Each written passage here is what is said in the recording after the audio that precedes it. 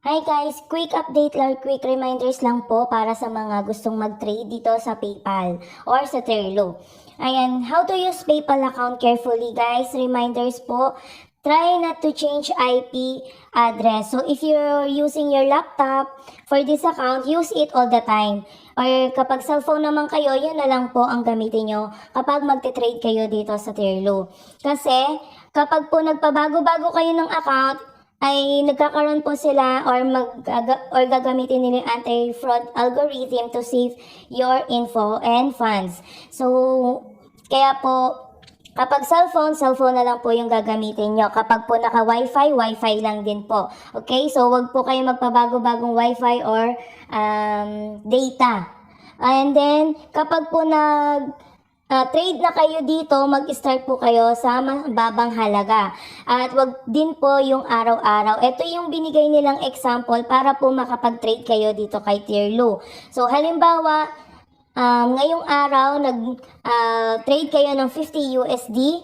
Then, the next day, mag-skip po kayo. Tapos, third day, 50 USD uli. Fourth day, skip. And then sa 5th day po ninyo, 75 to 100, pwede na po kayong mag-increase. And then on the 6th day, mag-skip po uli. And then 7th day, ayan, pwede na uli kayong mag-increase po ng inyong ipag-trade dito sa Terlo.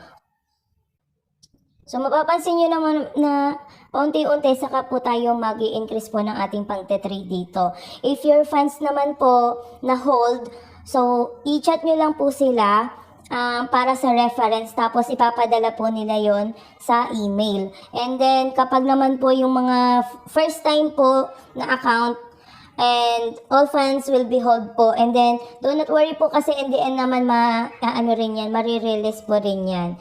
Okay, so lagi po natin tatandaan yung kanilang step or ang tawag dito, yung paraan para makapag-trade dito, para din po maging safe din yung account natin dito, lalo na sa PayPal kasi mahigpit po talaga ang PayPal. Sa mga gusto pa rin po mag-trade, click nyo lang po yung, or hanapin nyo sa inyong Chrome ang terlo.com, and then ito yung gagamitin nyo para po makapag-sign in kayo. terloroyalgroup@gmail.com po yan. And then at Gmail, so mali dito, at gmail.com.